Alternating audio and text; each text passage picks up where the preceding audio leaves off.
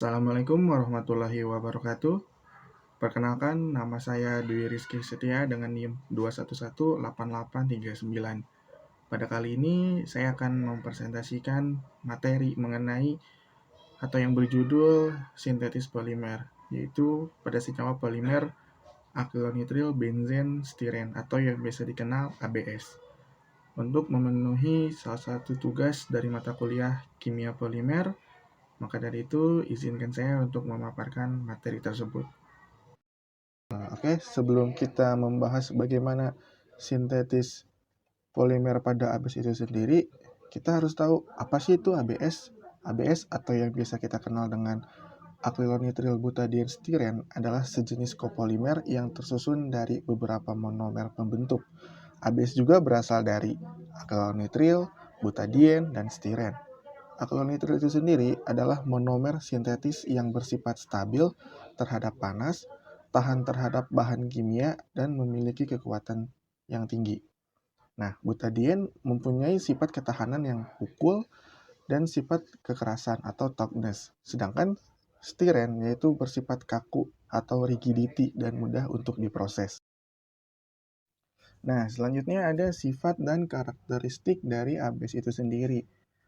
ABS memiliki sifat fisika dan kimianya, yaitu untuk sifat fisikanya yang pertama yaitu titik leleh, di mana ABS memiliki titik leleh yang relatif rendah, umumnya bersekitar antara 200 sampai 240 derajat Celcius, itu tergantung pada formulasi spesifiknya. Nah, yang kedua, kepadatan. Kepadatan pada ABS itu bersekitar antara 1,04 gram per senti kubik hingga 1,07 gram per senti kubik. Itu membuatnya ringan dan sering digunakan dalam pengaplikasian untuk membutuhkan material yang tidak terlalu berat. Nah, yang ketiga ada kekerasan, di mana ABS memiliki kekerasan yang moderat hingga tinggi tergantung pada formulasi dan metode pengolahannya itu sendiri, di mana sifat ini membuatnya tahan terhadap goresan dan abrasi. Yang keempat, ada indeks bias. Indeks bias pada ABS itu bersekitar antara 1,53 hingga 1,59. Itu memberikan kejernihan yang baik pada produk yang terbuat dari material ini. Nah, yang selanjutnya ada sifat kimia. Yang pertama itu komposisi kimia. Komposisi kimia pada ABS itu terdiri dari 3 monomer utama, yaitu akrylonitril, butadiene, dan stiren.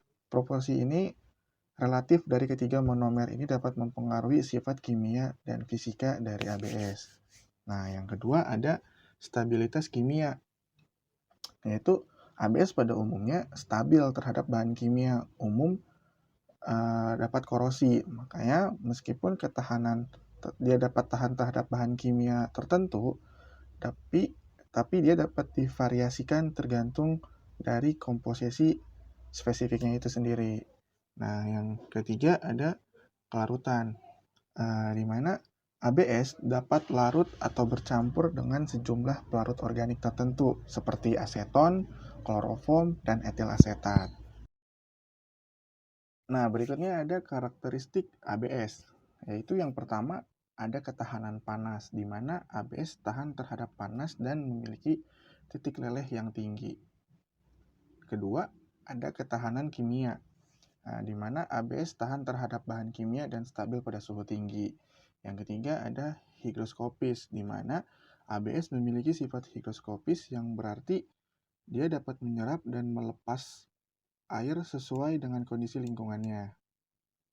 Nah, yang keempat ada sifat mekanis. ABS memiliki sifat modulus elastis yang tinggi dan ketahanan mekanis yang baik. Kelima ada transparan atau transparansi. ABS memiliki permukaan yang transparan dan dapat dibuat translucent. Nah, selanjutnya ada pembuatan ABS. Pembuatan ABS baru kita bisa membicarakan bagaimana sintetis ABS itu sendiri. ABS atau yang biasa kita kenal akrylonitril butadiene stiren adalah jenis polimer termoplastik yang terbentuk dari 3 komponen utama, yaitu akrylonitril, butadiene, dan stiren. Sifat dan karakteristiknya dipengaruhi oleh rasio relatif antara ketiga komponen ini. Akrylonitril memberikan kekerasan dan ketahanan terhadap panas, butadiene memberikan elastisitas, sementara stiren memberikan stabilitas dimensi dan kekerasan tambahan. Nah, selanjutnya yaitu ada tahapan umum pembuatan ABS, di mana yang pertama itu kita mempersiapkan monomer. Yang kita tahu ABS itu kan terdiri dari 3 monomer, dari akrilonitril, butadien, dan stiren. Dari ketiga monomer ini kan mereka mempunyai perannya masing-masing dan fungsinya, di mana akrilonitril adalah monomer pertama yang digunakan, biasanya diproduksi melalui oxidation dari propilen. Lalu butadien adalah monomer kedua yang berasal dari fraksinasi minyak bumi atau hasil samping dari proses pemisahan minyak. Nah, yang stiren itu adalah monomer ketiga dan dapat dihasilkan dari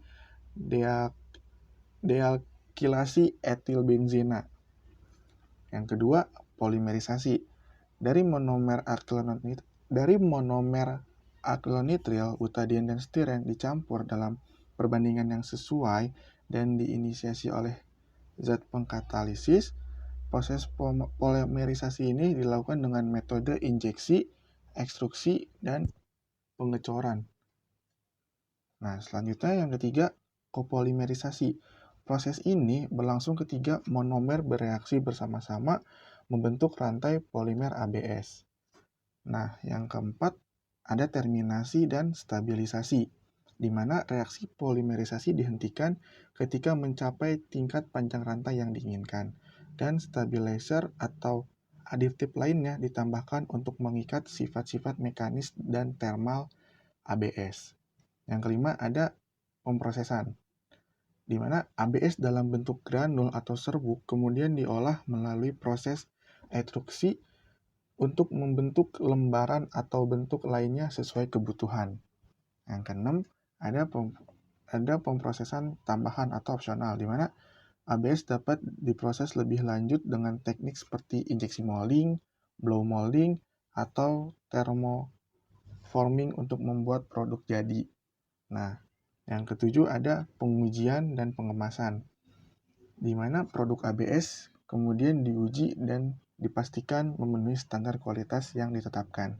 Setelah melalui proses pengujian dan setelah didapatkan hasil yang lulus, produk ABS baru dikemas dan didistribusikan dan baru bisa digunakan. Nah, selanjutnya ada proses produksi keycaps ABS, di mana produksi keycaps ini didapatkan dari produk samping dari ABS itu sendiri. Nah, keycaps pun bisa sering kita lihat atau bahkan sering kita gunakan, yaitu pada keyboard, entah keyboard laptop atau keyboard pada komputer. Nah, ini berikut adalah proses produksi keycap ABS itu sendiri. Yang pertama, di mana ada desain dan pembuatan mold. Proses ini dimulai dengan desain keycaps yang kemudian digunakan untuk membuat cetakan atau mold. Mold ini biasanya terbuat dari logam seperti baja atau aluminium dan dirancang sesuai dengan bentuk dan desain yang diinginkan. Nah, yang kedua, pencampuran bahan ABS. Bahan ABS dalam bentuk granul dicampur dengan pewarna jika diperlukan. Proses pencampuran ini memastikan homogenitas dan konsistensi warna dalam seluruh batch. Yang ketiga, ada pemanasan dan injeksi. Granul ABS yang sudah tercampur tadi kemudian dipanaskan hingga meleleh. Cairan ABS tersebut kemudian diinjeksikan ke dalam mold menggunakan mesin injeksi plastik dengan tekanan yang tinggi dengan suhu yang terkontrol, digunakan untuk memastikan bentuk dan detail yang akurat.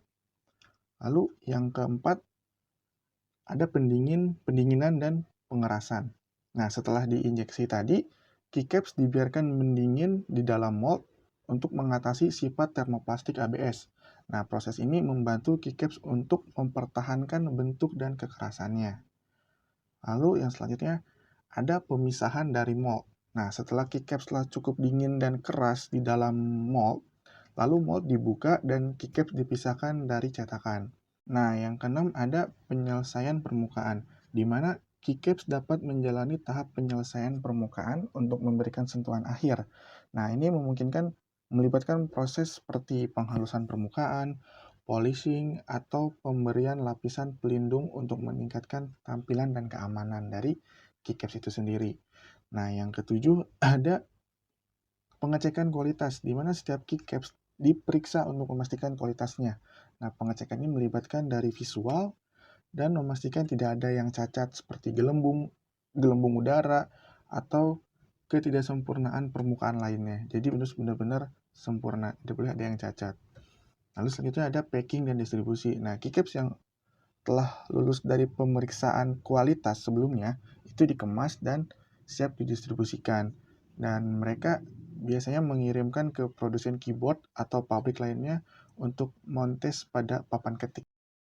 Lalu berikutnya ada aplikasi ABS. Setelah tadi kita tahu bagaimana proses produksi keycaps pada ABS, nah berikut ini ada aplikasi dari ABS lainnya. Jadi nggak cuman keycaps aja, tapi ABS itu sendiri bisa diterapkan dalam hal-hal produk lain. Seperti yang pertama itu ada produk elektronik, di mana ABS digunakan dalam pembuatan berbagai produk elektronik seperti casing komputer, monitor, printer, dan perangkat audiovisual.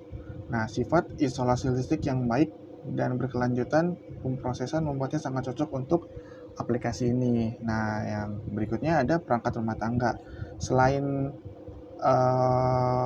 pada produk elektronik, tapi ABS juga bisa sering kita temukan pada produk-produk rumah tangga. Nah, polimer ABS sering digunakan dalam pembuatan perangkat rumah tangga, termasuk mesin cuci, pengering pakaian, blender, dan peralatan dapur lainnya. Karena dengan kekuatan dan kekerasan dari ABS itu sendiri memberikan perlindungan terhadap benturan dan goresan. Lalu selanjutnya ada otomotif.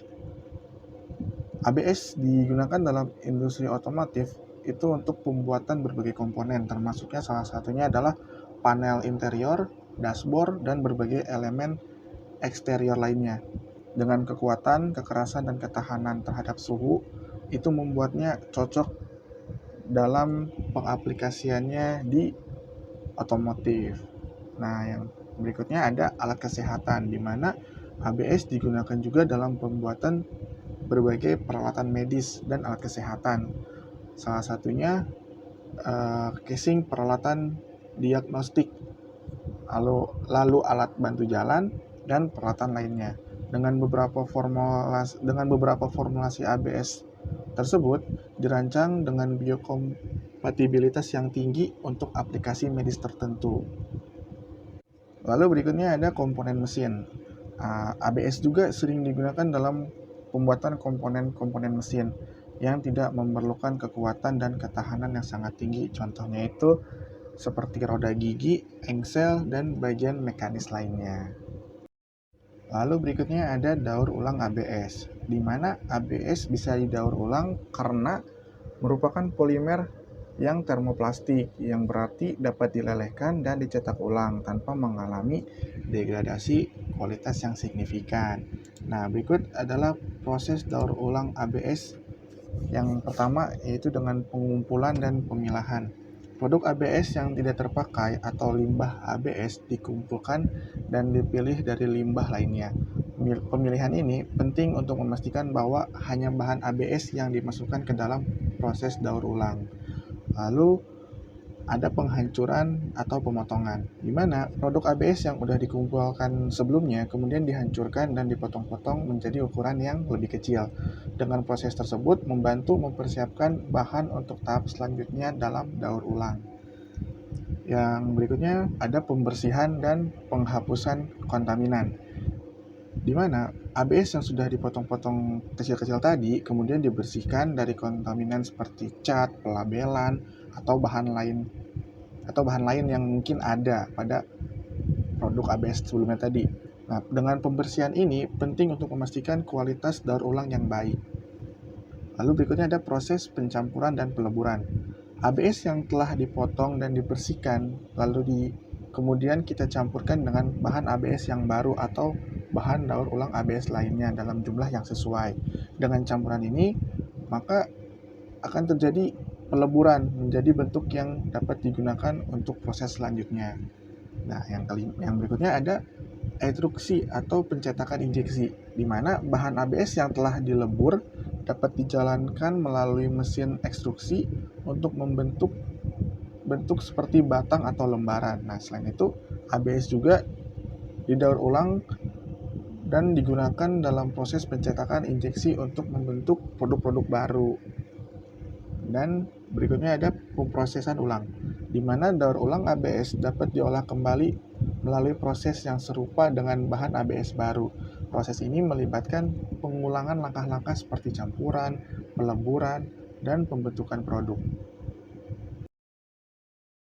Mungkin itu saja yang bisa dapat saya sampaikan mengenai sintetis polimer ABS. Semoga teman-teman semua bisa memahaminya dan semoga uh, materi ini bisa bermanfaat bagi teman-teman semua, dan mohon maaf jika ada kata-kata yang kurang dimengerti oleh teman-teman semua. Sekali lagi saya mohon maaf. Mungkin itu saja. Terima kasih. Wassalamualaikum warahmatullahi wabarakatuh.